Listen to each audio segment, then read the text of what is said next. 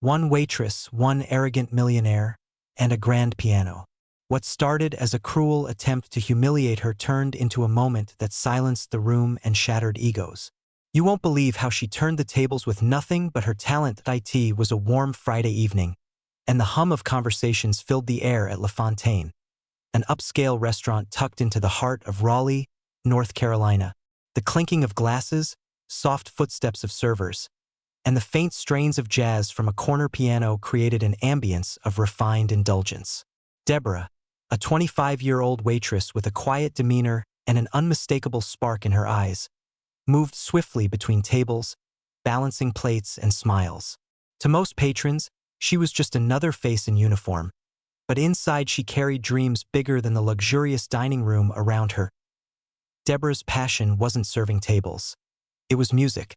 Ever since she was a child, the piano had been her refuge, a place where she could express every joy, every sorrow, and every unspoken thought.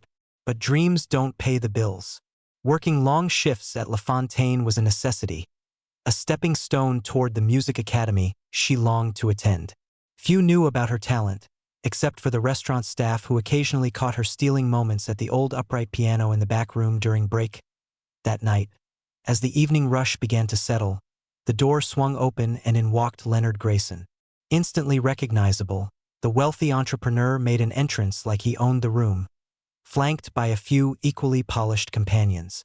Leonard exuded an air of superiority. Known for his sharp tongue and penchant for spectacle, his presence made even the most seasoned staff stand straighter. Deborah's colleagues exchanged knowing glances. Leonard was not an easy guest. He was the kind who thrived on pushing people's buttons. For Deborah, though, he was just another table to manage in a long night's work. But this wasn't going to be a normal evening. As Leonard scanned the room, his gaze landed on Deborah. Something about her seemed to catch his attention. A momentary pause, then a smirk. Deborah felt the weight of his stare but brushed it off, focusing instead on refilling water glasses and clearing plates. But Leonard wasn't done with her. He'd already decided she was going to be his entertainment for the night. Deborah had grown up in a small town in South Carolina, where dreams of grandeur often felt as distant as the stars. Her mother, a single parent and a tireless caregiver, had worked double shifts as a nurse to ensure Deborah and her siblings had food on the table. Despite their modest means, music had always been a constant in their home. Her mother's old vinyl records and the out-of-tune piano gifted by a neighbor were the seeds of Deborah's love for melody. That piano became her escape. While other kids played outside, Deborah spent hours teaching herself to play. She mimicked the songs on the radio, then ventured into classical pieces she found in second-hand music books. Her talent didn't go unnoticed. She played at church, school recitals, and community events. But recognition couldn't mask the financial hurdles that loomed over her dreams. By the time she turned 18, the reality was clear. A professional music career would have to wait. Scholarships didn't come through, and family responsibilities took precedence. Deborah packed away her concert ambitions, replacing them with the practicality of earning a living. Yet she couldn't entirely give up. The piano was more than a dream. It was her identity. When she moved to Raleigh a few years ago, Deborah sought out a job at La Fontaine not just because of the pay, but because of the grand piano tucked into the corner of the restaurant. Even though she rarely had time to play it, just knowing it was there gave her a sense of comfort. Music hadn't left her. It was simply waiting that night. As Leonard and his entourage took their seats, Deborah approached their table, balancing a tray with practiced grace. Leonard ordered a top-shelf scotch and cracked a joke loud enough for the nearby tables to hear. Deborah offered a polite smile as she took their orders, her voice steady despite the strange energy radiating from him. "Deborah, huh?" Leonard said, glancing at her name tag. "Sounds like someone with a lot of hidden talents." The comment caught her off guard, but she nodded politely and stepped away to place their orders. She didn't notice the knowing grin he shared with his companions, nor the way his eyes followed her every move. But Leonard wasn't just observing. He was planning. And Deborah would soon find herself at the center of a spectacle she never asked for. The night carried on like any other, with the hum of laughter and silverware filling the room. Deborah kept her pace steady, avoiding Leonard's gaze as she moved between tables. She'd dealt with difficult customers before, but something about him felt different. Not just rude, but calculated. His presence loomed like a shadow, making her uneasy in a way she couldn't quite shake. By the time the appetizers were served, Leonard had already started his performance, though not the kind Deborah expected. He held court at his table, loudly recounting tales of his success and peppering in jabs about people who lacked ambition. His entourage laughed dutifully, while other diners shot annoyed glances in his direction. Deborah tried to stay focused on her tasks, but as she returned to his table with a bottle of wine, Leonard caught her off guard. "Tell me, Deborah," he said, his voice cutting through the noise. "What do you do when you're not carrying plates? Surely a young woman like you has dreams." His words stopped her mid-pour. Deborah hesitated, then gave a careful answer. "I play piano sometimes," she said softly. Hoping to keep it brief, Leonard's eyes lit up, and a sly smile curled across his lips. "A pianist, huh? How fascinating. Why don't you give us a little performance?"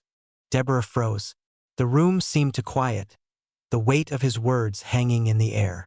"Oh, I couldn't," she said quickly, forcing a nervous laugh. "I'm just here to work tonight."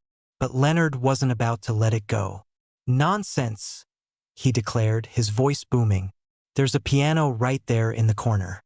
Show us what you've got. Surely a future star like you isn't afraid of a little audience." His companions chuckled, clearly enjoying the show. Other diners turned their heads, curious about the commotion. Deborah's chest tightened. She could feel the heat of their stares, the silent judgment waiting to unfold. She wanted to say no, to walk away, but Leonard's challenge hung in the air, daring her to rise to it or crumble under its weight. "I really shouldn't," Deborah stammered, glancing around for support, but even her colleagues seemed hesitant to intervene. Leonard leaned back in his chair, sipping his scotch with a smirk. "Ah, I see," he said mockingly. "All talk, no talent. That's disappointing." The words hit like a slap. Deborah's hands clenched at her sides. She wasn't one to seek confrontation, but the way he dismissed her, like she was a joke, a nobody, cut deeper than she expected. Her mother's voice echoed in her mind. "Never let anyone make you small, Deborah. You're bigger than they'll ever know." A moment of silence stretched between them. Deborah glanced at the piano, then back at Leonard. His smug expression dared her to take the bait, and against her better judgment, she did. "Fine," she said, her voice steady but low. "I'll play." The room bristled with anticipation as Deborah walked toward the piano, each step carrying the weight of both fear and defiance. The dining room seemed to hold its breath as Deborah approached the gleaming grand piano. The soft glow of the chandelier above cast a spotlight on her, isolating her from the murmuring crowd. Her fingers trembled as she slid onto the bench, the polished keys gleaming like a challenge waiting to be met. Behind her, Leonard leaned back in his chair, the picture of smug satisfaction, as though he had already won whatever game he was playing. Deborah closed her eyes for a moment, steadying her breath. Her heart pounded so loudly she could barely think. This wasn't the church recital or the cozy community gatherings she'd once known. This was different. This was hostile. But there was no turning back now. She placed her hands on the keys, feeling their cool surface beneath her fingertips. The first notes were soft, hesitant, almost fragile. A few diners shifted in their seats, and someone coughed in the back of the room. Deborah ignored them, her focus sharpening as she leaned into the music.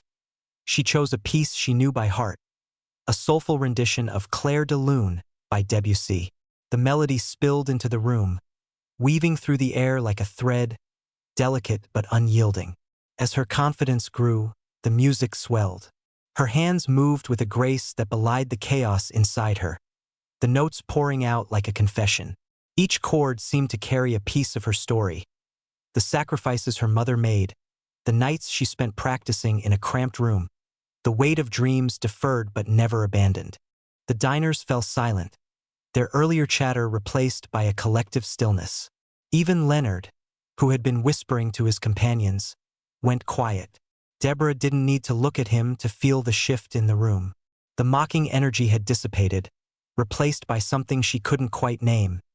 Perhaps awe, perhaps humility. The music soared, and Deborah let herself go.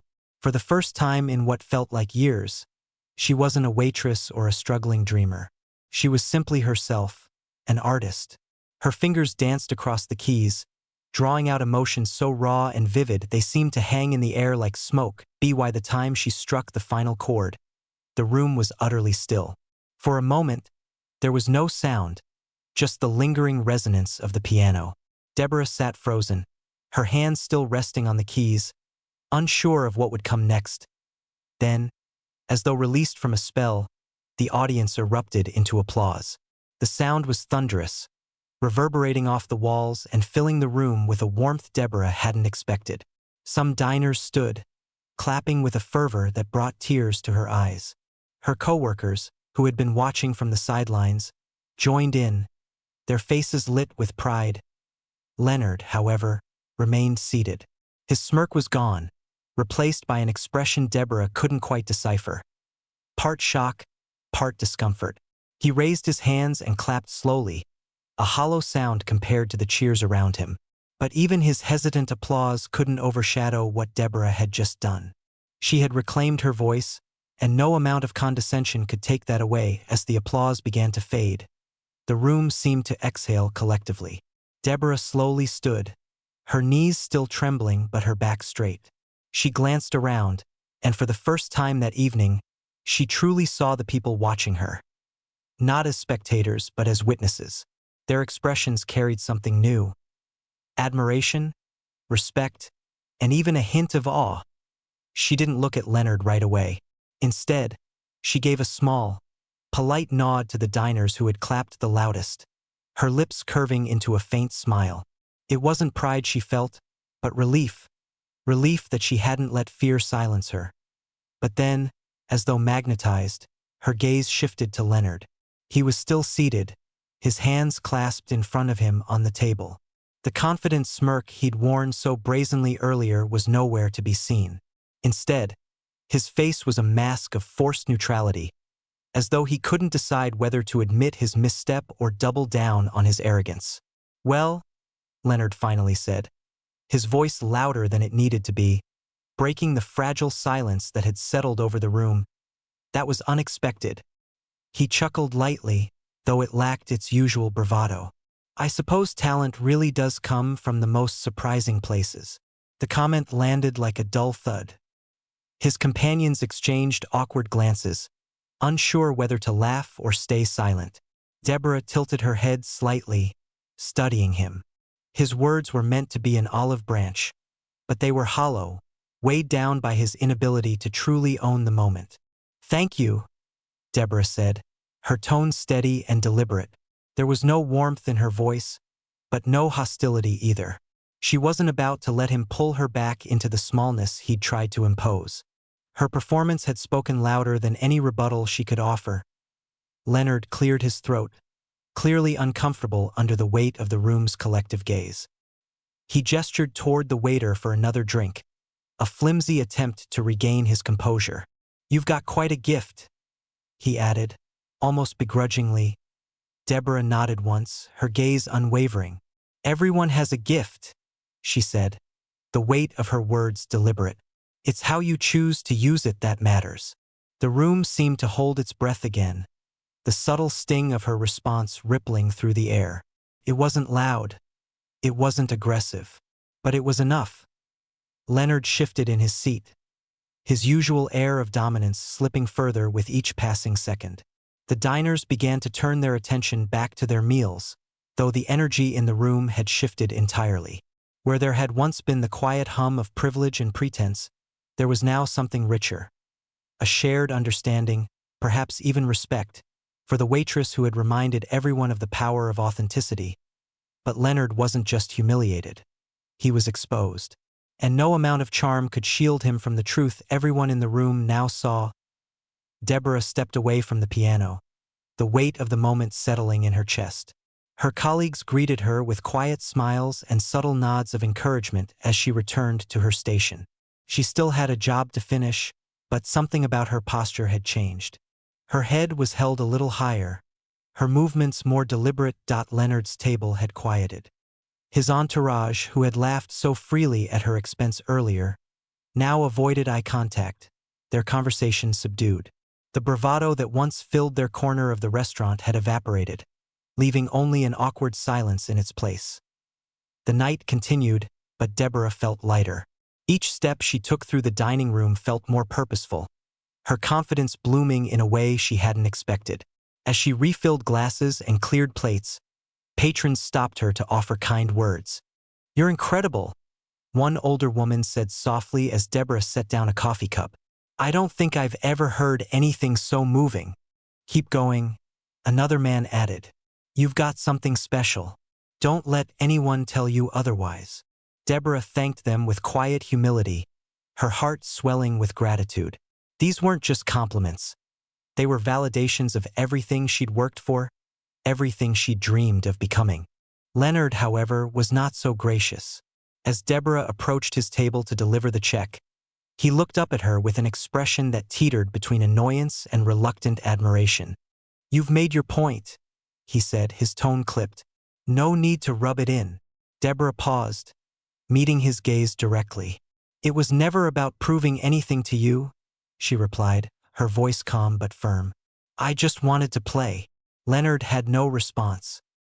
He fidgeted with his drink, his once commanding presence reduced to an awkward shuffle. The power dynamic had shifted completely, and everyone at the table knew as Leonard scribbled his signature on the check. One of his companions, a younger man with a softer demeanor, looked at Deborah and said, "You were amazing, truly." The sincerity in his voice caught her off guard, and for a moment she saw a flicker of humanity in a group she had written off as shallow. "Thank you," she replied, offering a small smile before walking away. The night ended with Leonard and his group leaving quietly, their usual grand exit replaced by a hasty retreat. Deborah watched them go, feeling neither triumph nor bitterness. She wasn't thinking about Leonard anymore. Her mind was already on the next step. The tips from that night were unusually generous, enough to cover her rent and leave a little extra for piano lessons she'd been postponing. As she locked up and walked home, the crisp air filling her lungs, Deborah felt something she hadn't felt in years: certainty. She wasn't just a waitress, and she wasn't just a dreamer. She was an artist and nothing. Not mocking words, not financial struggles, not fear could take that away from her. But as she walked, her thoughts weren't on the night's conflict. They were on the future, where her dreams finally felt closer than ever. Deborah sat on the worn bench in her small apartment, her fingers gliding over the keys of her old upright piano. The sound wasn't as crisp or rich as the grand piano at La Fontaine, but it didn't matter. The music came from her heart, just as it always had. That night, something shifted within her. Not just a moment of triumph, but a realization that her talent wasn't something she needed to hide or justify. It was hers, and it was enough. In the days that followed, the events at the restaurant became something of a local story. Patrons who had witnessed her performance shared the tale, and word began to spread. A few days later, Deborah received a call from a man who had been dining that night, a music producer visiting from Nashville. He wasn't offering fame or fortune, but a chance to record a demo, a step towards something she had only dared to dream of. Deborah agreed, not because she believed it would change her life overnight, but because it felt like a door opening, one she wasn't afraid to walk through. For years, she had let fear and doubt whisper lies into her mind, telling her she wasn't enough, that her dreams were too big. But now she saw the truth. Resilience and authenticity were her greatest strengths. The incident with Leonard Grayson wasn't just a humiliating spectacle turned victory. It was a reminder of the power of integrity. Leonard, for all his wealth and bravado, had nothing that could diminish her.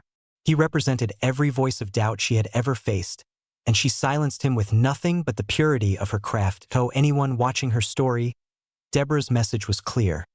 Never let someone else define your worth.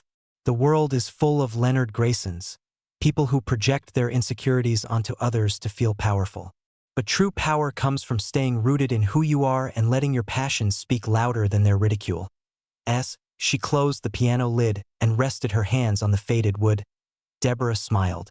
Her journey was far from over, but for the first time, it felt like it had truly begun. What about you? What dream have you been holding back on because of fear or doubt? Don't wait for someone like Leonard to test you. Take your step forward now. If Deborah's story inspired you, subscribe for more stories of resilience and triumph. Your story could be next.